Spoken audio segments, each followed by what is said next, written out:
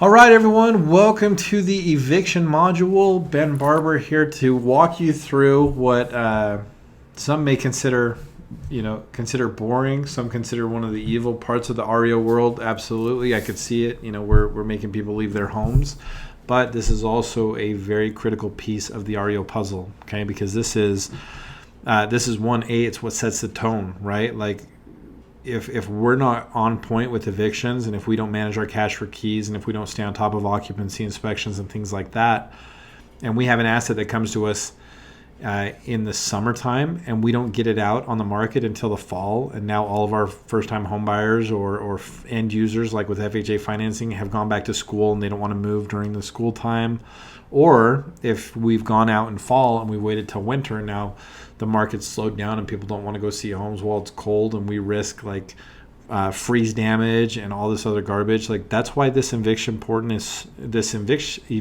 is so important, is because if we can master the eviction piece, we can actually solve a lot of problems for the outsourcers, and we can set ourselves up as a professional, and we can stand out against a lot of people that, quite frankly, most agents during the eviction process are almost non-existent. Like, they show up for cash for keys and then they basically disappear. Okay, and that's not going to be us, right? Like, we're after mastery. We're after stepping up, dominating this space, and to do that, you've got to understand the eviction piece, how it fits, and what you can do to just excel and get better. Okay, so let's just jump right into it. So here's the one thing that I do want you to understand. It's one thing that the occupants definitely need to understand as they go through this, and that is just the fact that if the eviction is valid, the bank's going to take it back. Okay, it may take some time, right? It may take. I think we've all heard those horror stories where a property's been in eviction for 1, 2, 3 years. I had one at VRM.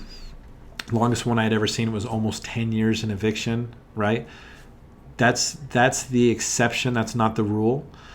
The bank's going to take the property back. If the foreclosure was valid, the bank is going to take the property back, and they're going to do it really one of three ways. And one of the ways is kind of fake, but we're going to go over it anyway. So this voluntary vacating the home, I say it as a fakeness because it's very rare that people will voluntarily vacate the home. And I guess maybe fakeness is kind of like a word I shouldn't be using. But my experience was that a lot of agents just wouldn't get out to the property fast enough, or they'd want to make it look like they were getting to the property faster than they really were. So they would just report the property as vacant, or as occupied, so that they could clear their occupancy inspection task.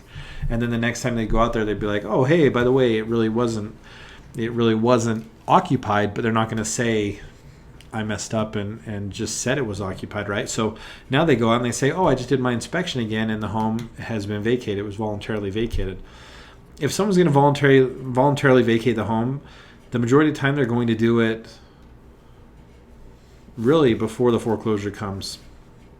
That's been my experience with it. So it may be completely different for you. It might be different in your area, but a lot of the voluntary vacates I saw were just really sloppy. It was agents just reporting inaccurate information and then going back and saying, "Oh, by the way, these people just voluntarily left." Because we offer cash for keys. The majority of outsourcers and banks offer cash for keys. Cash for keys is a one-time payment for someone to vacate the property and leave it in broom swept condition. So if it comes down to the two of us and I get $5,000, or not even the two of us, but if we're saying, look, the option of leave in the middle of the night and get nothing, or leave in 2 weeks and I'll give you $5,000, the majority of people are going to take that $5,000, right? So report your information back correctly, like in a roundabout way. That's all I'm trying to say on that. But it is a way to vacate the property. So what's going to happen is when a property is reported back as occupied, you're going to have a bunch of tasks. And one of them may be offer cash for keys, if cash for keys is something that your outsourcer and your bank do. Like, it's not mandatory that you do cash for keys. It's just what a lot of people do. And we talk about cash for keys extensively in our cash for keys module. So I'm not going to harp on it more than I've already harped on it here. But you're going to have a bunch of tasks, and usually you're going to have a weekly property inspection or a weekly occupancy inspection while a property is in eviction. And that's when you would report it back. So if it's occupied today, occupied next week, occupied the week after, and then when you go out for your third or fourth visit, it's now vacant, everybody's moved out, you could report it back as vacant, and we would move forward. Otherwise, we're going to try to do it with a cash for keys. Again, that's that one-time payment to voluntarily vacate the property. Or if push comes to shove, we're going to go all the way through and we're going to get a judge's order to have the sheriff go out and actually kick the occupants out and move all of their belongings to the curb. Okay? You guys tried these new sugar-free Red Bulls? They're awesome. Anyway, so eviction timelines. Now, timelines and procedures are going to vary by state. Okay, so what I'm giving is a general overview of the eviction process, but by all means, well, by no means is it a statement that this is exactly how it works in your area. So you're always going to want to do what the eviction coordinator asks you to do. You may work with the pre-list specialist, the eviction attorney for sure. And then from time to time, you may be involved with the asset manager, but they're not as heavily involved in this as the eviction coordinator or the eviction specialist, and definitely not the eviction attorney, okay? So one thing to point out, and I just wanted to put this on here so that you understand the process as much as possible. Now, depending on the outsourcer, they're either going to do a la carte services with the eviction, or they're going to do a flat fee, okay? And it's just like if they did flat fee for a prop pres vendor. So a flat fee eviction would say every asset is going to be assigned to the eviction attorney, and they're going to get $500 for every single file that comes over to them. And then they're going to have a basic set of actions that will be incorporated within that flat fee, okay? So they're going to file the notice to quit. They're going to file the unlawful detainer. They may coordinate the cash for keys and arrange that. They may even cut the cash for keys check and submit for reimbursement. But if the eviction becomes contested, then they move to an hourly fee schedule, just like a typical attorney if you went to hire one right now, okay?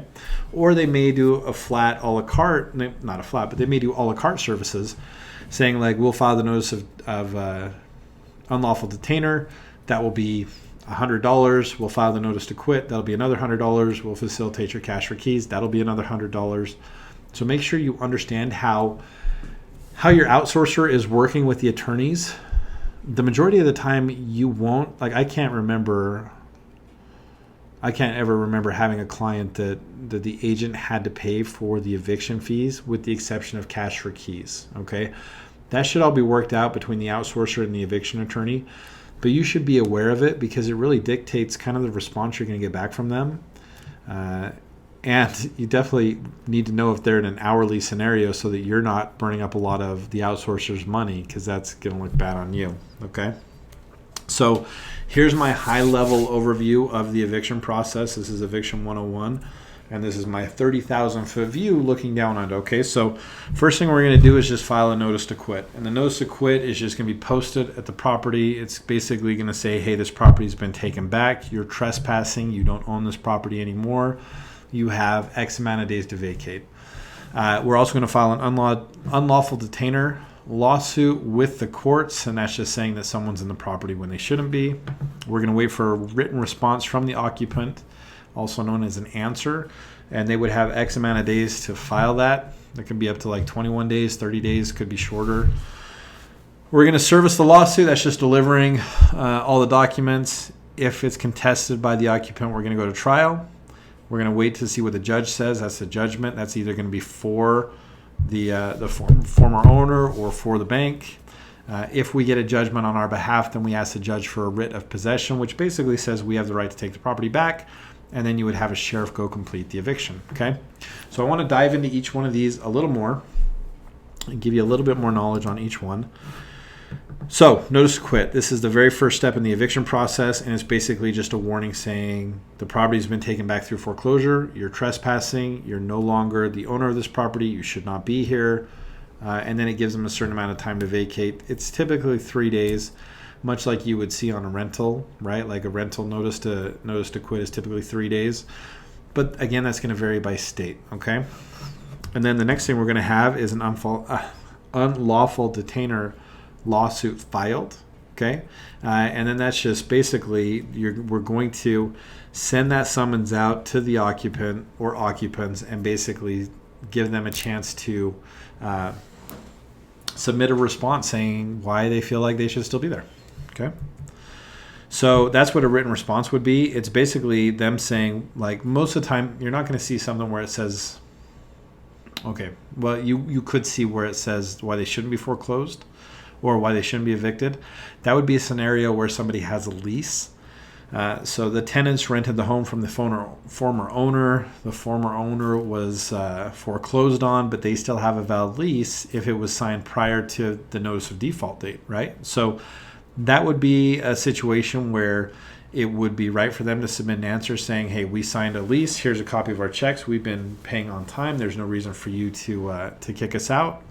Otherwise, it would most likely be a former owner saying, hey, this was an invalid foreclosure, should have never happened, and here's why.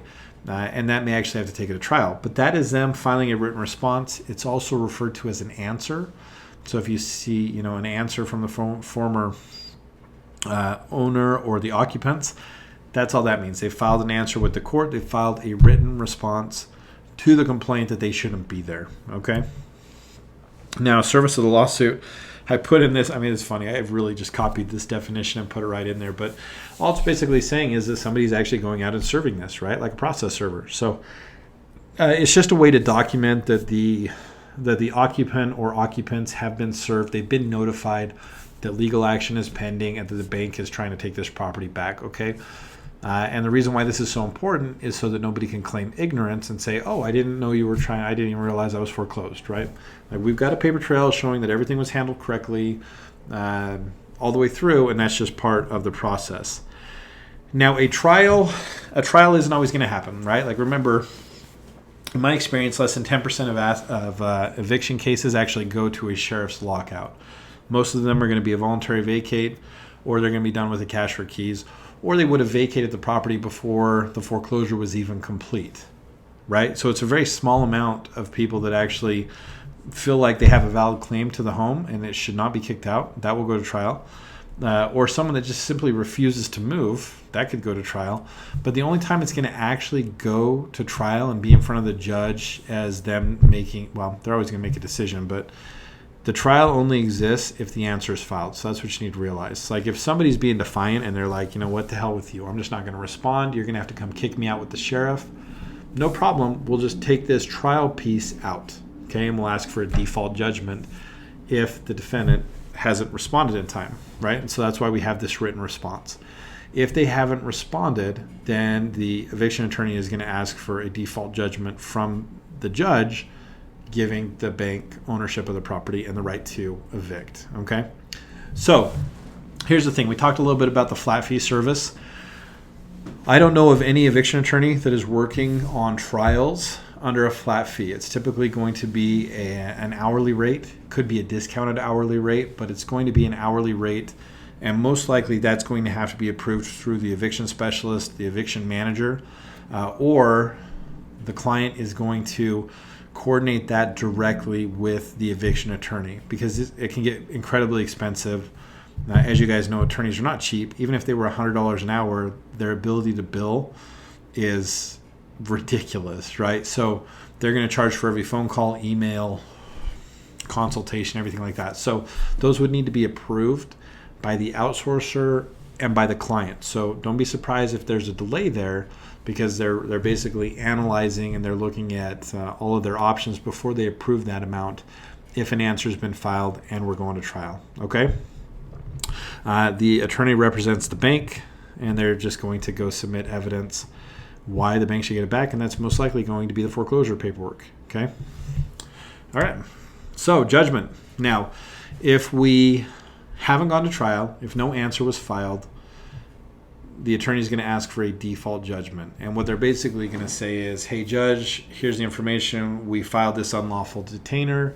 We gave the occupant plenty of time to respond. Here's proof that we actually serviced them with the lawsuit, so certified mail, or they actually had a process server go and drop it off. They chose not to respond.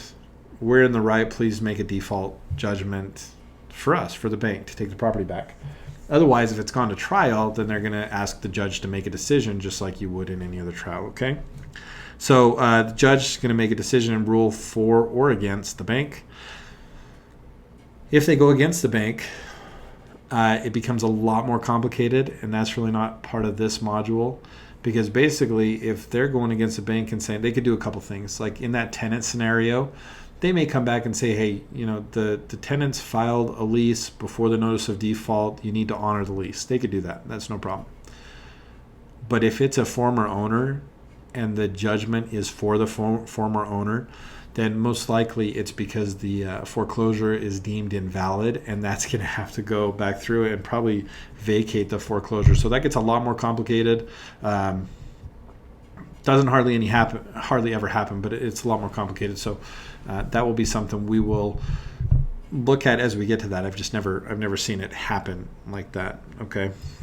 So writ of possession. So once we have a notice of default, a writ of possession is just a notice to enforce a judgment. Okay, it's a notice. The judge is going to sign it saying, yep, we have the right to take the property back.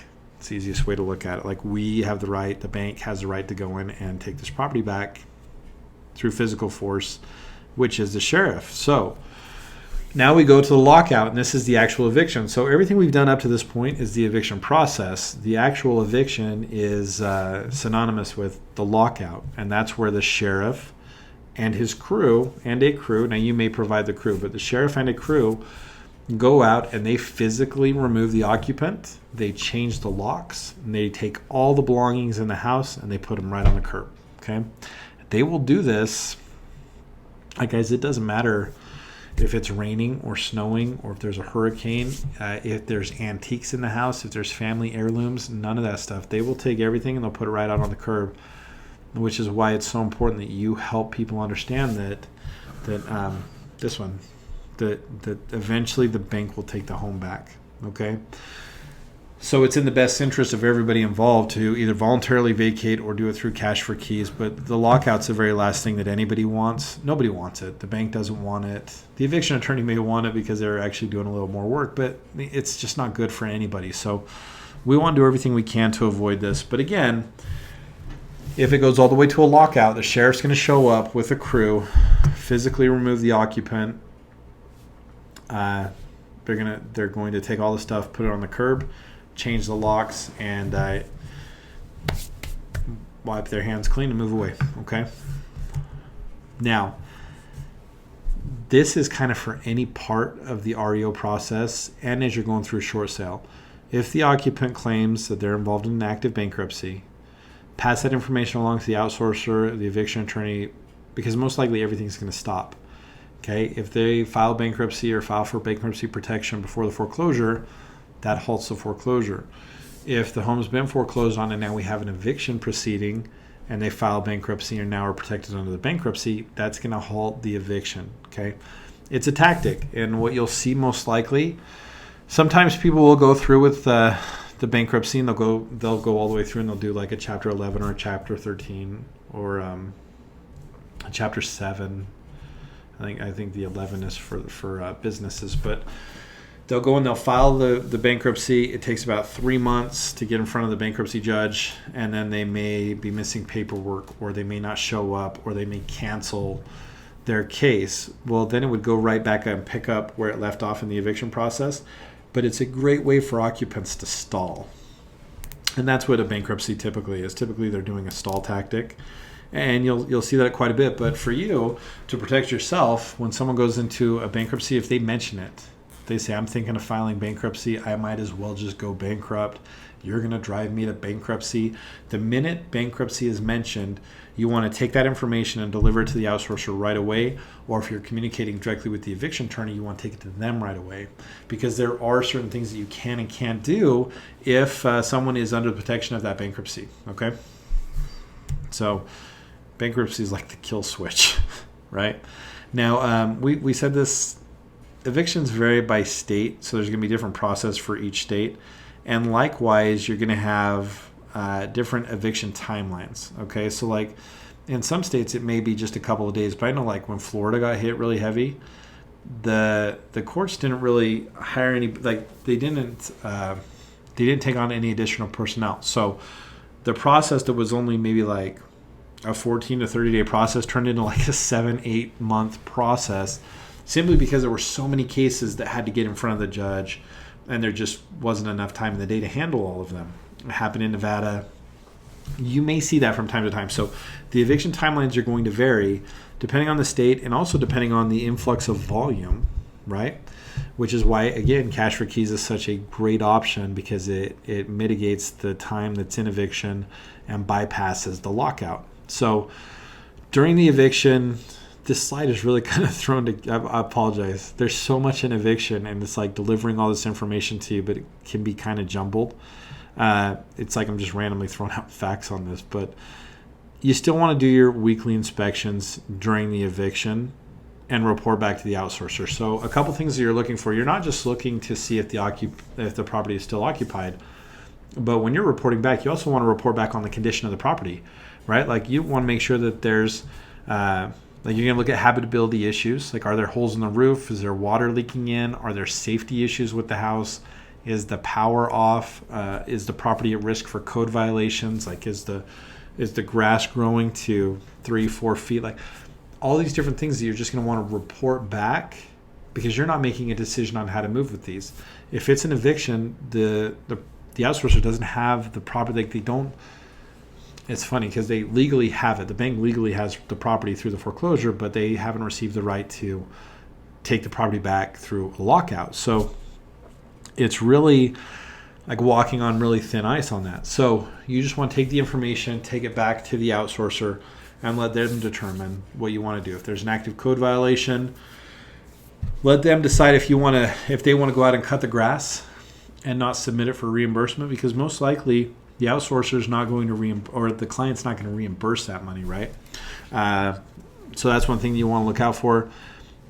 A lot of the top agents will actually reach out to like the code violation department or the code enforcers and say, hey, look, I know the grass is overgrown on this property. Here's the status of it. We're in an eviction. I guarantee you, as soon as we have access to this property, we're going to take care of it and get it under control. Please don't fine us, right? Like that's the relationship you should have. But your job during the weekly occupancy inspection is to report back the condition of the property and report back if the property is still occupied. Report back any updates or progress on cash for keys developments.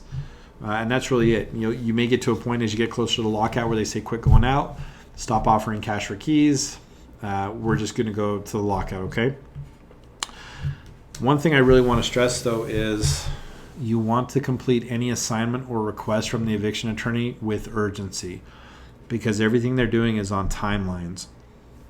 And if it takes you a while to get back and to get them the information they need, and we miss a window with the courts, the case may be kicked out and we have to start all over, or we may go back to the back of the line. So just a lot of things that can really hamper us getting that property through the eviction. And as you see in the module on the KPIs, eviction days in inventory can be really sucked up and killed through the eviction process. And so we want to get things through there as fast as possible, okay? It's possible that you may need to attend court proceedings. Most of the time they're going to send the eviction attorney, but it's not unheard of for you to go out there and actually represent the bank. That's possible. It's happened. It can happen. Lockouts, like we said, sheriff's going to go physically remove the occupants from the home. All personal property is taken to the curb, and then we're going to rekey the locks. Okay? You need to be at the lockouts. We have actually had lockouts, like the sheriff will show up at the lockout and the agent's not there, so they'll cancel the lockout, and we have to go all the way through the process again. So attend the lockouts. Most of the time you're going to have to coordinate and bring your own crew, and they may have some, like a crew to actually take all the property out. There may be guidelines depending on which state. Like, it's really interesting. I know there's a county in Georgia, and I forget what county, but there is a county in Georgia where you cannot have a lockbox on the property. So if you're doing like a personal property eviction, the sheriff's going out to do it, you can't have a lockbox on the front of the property. If you do, they're going to cancel the lockout and you have to go back through the process. Okay, so like, work with the eviction attorney to understand if there's anything weird or any of these like crazy guidelines that you need to know about or that you need to avoid so that we don't miss these windows when the sheriff gets out there. Like if they want a crew of 8 people to trash out and you show up with 7, they may cancel it. If they bring their own crew, they're probably going to bill them at a minimum of 2 hours and just little nuances like that. So coordinate with the sheriff, coordinate with the eviction attorney, make sure that you show up when you're supposed to show up, make sure you bring the people and coordinate that so that if there's any kind of delays, it's not on you. Okay? Now, this one's an interesting one. Not every bank is going to let you do this, but it's something you need to know because it will come up. Marketing occupied assets. Now, what will happen on this is that the bank may come back and they say, look, this eviction is going to take forever, or a multi-unit property is a really good one. There are lease terms that are I put acceptable lease terms. That should actually be greater than 6 months. I mean, really just any lease term, most likely they're going to market occupied because the lenders aren't in the business of collecting rents. Like they don't want to be a landlord. They don't want that liability. They don't want the time. They don't want to do anything with it. And a lot of their systems aren't set up to take rent. Like they're not. You'll find that when you do start working a property that has that you're collecting rent on, most likely you're not going to a rent screen in the system you're using. You're using existing fields that are something else. Like in ResNet, you use a completely different field to report back on the rent information. But the reason why they may do that is they say, look, we're going to sell it. You'll see this most on multi-unit properties where they've got somebody on one side, but they're saying, look, we're going to sell the whole property. We can still show the other side, and then the new owner is going to take on all responsibility, and they can carry on with the eviction, or they can honor the lease if they want to do that. But we don't want to have anything to do with it. So you'll see that usually on a multi-unit home that's occupied still. If the eviction timelines are severe, or if there's a scenario that's going to make the eviction timeline severe, or if you have a lease that the bank just doesn't want to deal with. Okay? So here's a couple things you do. You definitely want to include the occupancy verbiage in the MLS, right? Like you definitely want agents to know this home is occupied. Please, there's going to be some requirements. Like occupants are going to have to allow access to the home for showings. Let's say with 24-hour notice, and they'll really stick to that 24-hour notice. Just a little different, or they may only show the property on Tuesdays or something like that, right? So whatever it is, whatever you've coordinated, build that rapport with the occupants, let them know that you're going to market this asset, and then really look and say, what works best for you? When can we do this? If you're at work in the day, can we show it in the day? What days can we, what times can we show it? How much notice do you need? Get all this information and then publish that in the MLS so that other agents, I know agents never read the agent remarks, but assuming they do, they'll have all the information they need to know when they can show the asset and when they can't. And they'll also put enough information in there that they know what's going on with it, that we'll do inspections after an accepted offer, or the lease is good until September 1st, whatever it is, okay? And then another great thing, if you can get in and do online video tours and photos, that's the best thing to do. You can do 3D Matterport showings, and they're like $300, and you can give a 3D photo tour of the property so that an investor could walk through it without having to bother the occupants. So you're not going to see a ton of assets that are being marketed occupied, but if they are, you're going to have to be creative, and you're also going to have to be very patient because you're coordinating with somebody who really doesn't want anybody to come in and buy the home. They'd rather just stay there as long as they can, okay? Selling to the occupant is when you're going to actually see more. So it's gone through eviction, the occupants come back and they say, hey, I just want to buy it, right? Now, you could also have this from somebody who's renting. If they're renting, I guess renting is a more likely scenario, but here's typically what you'll see. So banks are not opposed to selling to the former owner, but they are going to consider a relative of the former owner, right? And typically what they're going to do in that scenario is different than if they were selling to someone who was renting the property, okay? So with former owners and relatives of the former owner, they're going to most likely say, okay, I will sell to you if the bank's even up for it. Some of them will just flat out say, no, I'm not going to sell it.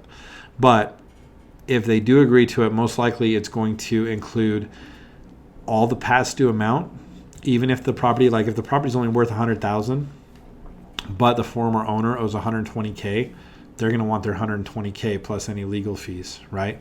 That's typically what they'll do. They're not going to go market value. They're going to try to recover every penny that they're owed from the former owner or relatives of the former owner. Now with tenants, it's a little different. The bank just wants to make sure that they have a good valuation on the home. Otherwise, they just would sell to somebody else, okay? So when they're selling to the occupant, if they express interest in it, you're going to want to take that to the eviction coordinator and probably the asset manager, because at that point, the asset manager is going to ask you for a BPO. They'll do a valuation on it. They'll take that to the eviction coordinator and say, here's what we believe the house is worth, or here's what we would market it at if nobody was in it today. Okay, and then you're going to verify lender approval. You're going to verify that they have the funds to put down. And when I'm talking lender approval, this is not a pre-qual that any one of us could print up on a Word document, right? Like this is an actual desktop underwriting with scores and credit pulled and complete DU findings, so that we know that this is a valid buyer. This is not a stall tactic. And then what most banks are going to ask you to do is they're going to ask the occupants to actually physically move everything out of the property prior to closing, so that they know that it's not just a stall tactic. Huge pain in the ass for everybody involved, but that's what they want to do to make sure that someone's not just trying to stall them out. And I've only seen one property sold back to the occupant. I've only seen it work one time. The majority of the time it was a stall tactic. They're just trying to kick that can a little further down the road. Delays in underwriting and waiting for changes on the bank statement or a pay stub, or waiting for a 4506 from the IRS, like stuff like that, right? So where you're involved is that you want to complete your BPO like we go through in the Bulletproof BPO course, but you want to do it without any influence from the offer at all. Right? Like if the tenant comes in and says, hey, I'll give you $180,000 for this, we want to do the BPO as though they haven't mentioned a number at all. We want to go out and do an independent value that's a strong value, because the bank and the outsourcer, they're going to tear it apart. They're going to look at your valuation closer than they've ever looked at another one, because they want to make sure that, like, quite frankly, they want to make sure that you're not in cahoots with the occupant trying to get a property at a discounted rate. And I know that sucks, but that is part of the outsourcer mindset. And it's so funny to me. As an agent, you're the most valuable commodity to the outsourcer, because you are representing them in the field. They can't do this without you. They can't. They could, hire vendors to do this stuff, but to get the valuations, to oversee repairs, to oversee initial services, to follow up on tasks, to get the utilities in their name, like it's a very complicated process. You are an incredibly valuable business partner for the outsourcers, and at the same time, they do not trust you, and most likely will not trust you. So you'll notice as you read through service level agreements and you start reading through PMPs that everything is designed based on the theory that you're lying and that you're trying to screw them over. And it's always cracked me up that relationship exists. Like, I need to have you, but I don't trust you. So when you're doing your BPO, understand that they're not going to trust your value, and they're going to really tear it apart if you're selling to a tenant. And that's when you want to go in, make sure that your comps are solid, make sure that I'm not going to go into it because we do it in the Bulletproof BPO, but take your time to do it right and submit the real value, okay? Even if that means you need to get help from other people in the office, or you need to talk to the asset manager before you submit the final documents, okay? Typically, now this is a very important thing to communicate to the occupant, that a lot of times, so banks have been burned so much that they said, okay, well, we're not going to stop the eviction while we're waiting for you to get your loan approval. What may happen is that they will postpone the lockout if it gets to that point, right? So if the lockout's within like the next 7 days, they'll look to see where the occupant is at with their financing and how likely this is to close.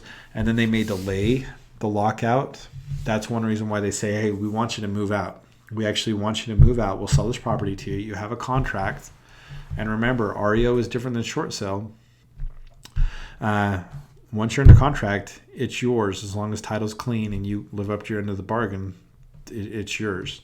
So they're saying if you move out, then we don't have to postpone the eviction. We don't have to postpone the lockout. And then if he finds out that you are just bullshitting me, you've already moved out, you've surrendered the property, and I can just go rekey it and sell it to somebody else. Okay? So that, in a nutshell, is the eviction process. So as you move through it, you're going to find different nuances. And I put the cash for keys module separate from this because that is a big portion. Like, you should be able to vacate 50 to 100% of your occupied assets through cash for keys. I think you should be able to vacate every single one of them through cash for keys. But there are some people that are delusional and they really think that they're going to get the property back or that the bank was in the wrong. That's the only reason I could ever see somebody not doing cash for keys. And when I was in the REO world and when I was an eviction manager, my speech every year to agents was about cash for keys. It's the only thing I've been published for, was writing an article on cash for keys, because it's so important. So I wanted to put that module separate because I want you to have the ability to go in and just watch that module and learn to just kick ass at your cash for keys. Okay. So everything else we've done here, like filing the notice to quit, waiting for the answer, asking for a default judgment, I mean, that's all pretty sequential, and it's going to vary state to state, but they're all going to have the same process, right? That I'm asking you to leave, I'm filing a complaint with the court, I'm waiting for your answer, I'm either going to trial or I'm asking the judge for a default judgment, and then I'm going to send out the sheriff or the constable to actually kick you out of the property, and then I'm going to rekey it and just sell it anyway. So that's eviction in a nutshell. The only difference is how long it could take. Some places are quick.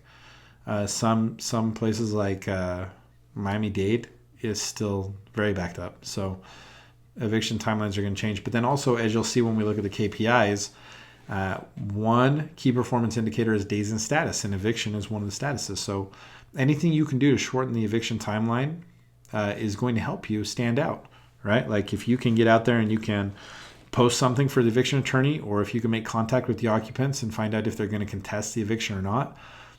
These are all little things you can do to help facilitate that eviction and cut your days in status down, which is going to make you stand out more. So eviction can be tough. If you have any questions on this, like specific to your scenario, or if there's any gaps that you want filled in, reach out to me. Let's get these answered for you. And then we'll just kind of take those as they come in. But really appreciate your time and attention on this. It is a very important part of the process, not the funnest one, but a very important part of the process. And it will help set you up for success through the rest of the REO life cycle. So thanks again.